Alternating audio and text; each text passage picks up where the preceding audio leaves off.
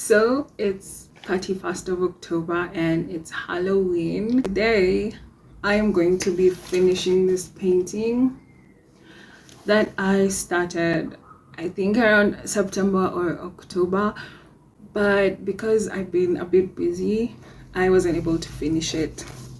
It's a painting depicting how the rot in our society is reflected by the leaders we have. And I don't think there's any kind of scary realization like that.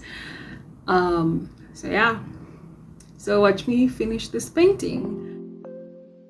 Okay, so to begin with, my choice of color is color black, and this is because it depicts the darkness that is going on in the country right now.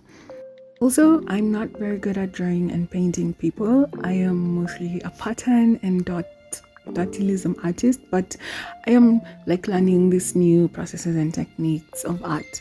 So I have fallen in love with monochromatic painting, where I use just one color to, paint people and then try and play around with the tonal values to depict the shadows and the light areas. So I love this watercolor effect that I normally see on some paintings, whereby I see that it looks like the figures have been faintly painted, just faintly, not too much, such that you can still see what is going on. So I really love that kind of painting, but right now I'm not using watercolors. These are actually normal acrylics. This is normal acrylic, and yeah, that's what I was using, and I prefer to do this with normal acrylic. Reason being, it's on my sketch pad, and I don't want, like, when I paint on the next page, the colors bleed onto each other, because this paper is light. It's just 180 GSM, and that's really light. Yeah, so I just feel like I should have put that out there before we start. So the first time I came across this idea of, or rather this concept of politicians or our leaders are a reflection of how we are as a society on the ground, I was a bit like, wait, that can't be right. But then I still never stopped thinking about it, because I used to think maybe they're not wrong, because if we look at how our leaders behave, we have similar traits as well. For example, how when they pass bills that they don't concern them, it's the same thing with us. Kenyans have this exceptionalism trait amongst them, whereby unless anything affects them directly, they don't really care as much, I guess. And I have been a victim of this for a while, until I decided to change my mindset, because that's not how you're supposed to be living in a community. You should be helping out your brothers and sisters in the community. You should be striving for better in the community. You shouldn't be living in an individualistic bubble and saying, oh, that doesn't affect me, so that's not my business. No. And it's really sad, because I think if we all really paid attention and cared about each other more, we would be in a better social, political, economic space right now. But hopefully with everything that has happened this year, we can learn and be better as the years come by, or rather as the years go by. We also held the Snapchat Marathon debates were on Twitter.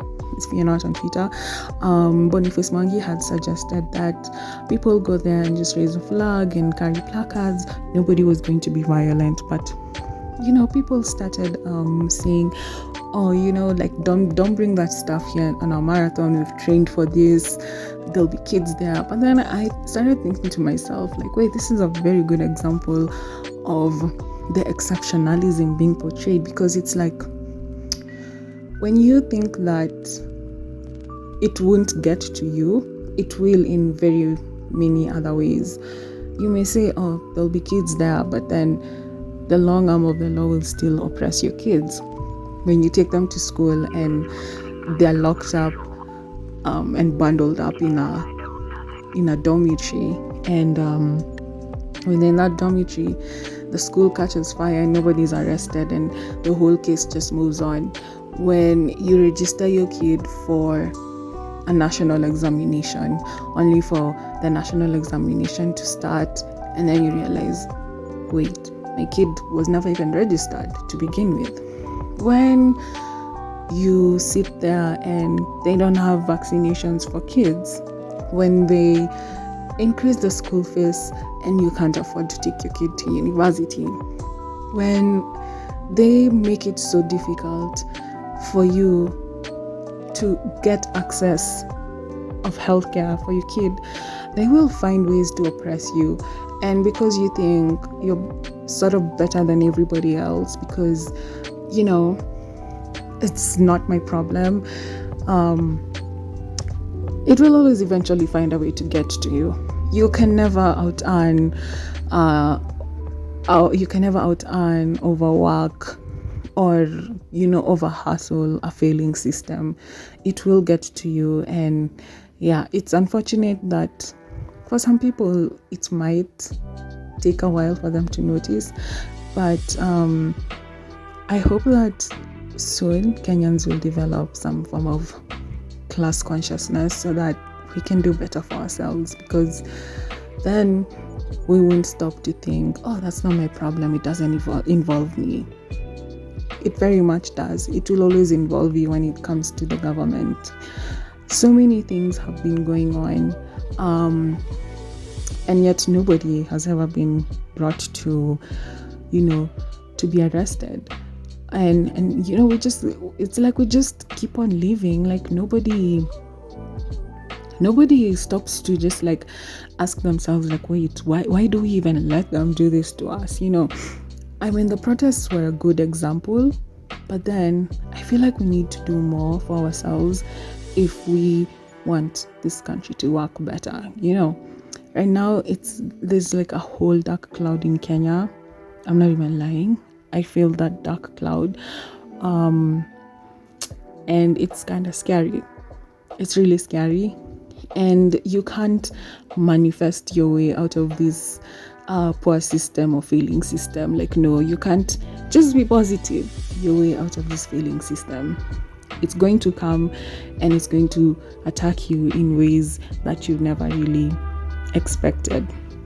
So for this painting, it's called The Rot is Among Us, and I just put like rotten dead things on the ground and drew some roots, and at the top there are some of the people who represent us, politicians, leaders, all those, they represent us. And so the roots that are attached to them from the dead stuff under the ground just shows that it's us as a society, because they do come from normal folk like us. Yeah, so happy Halloween, guys. Buckle up, because the nightmare has just begun. Welcome to the dictatorship. Bye.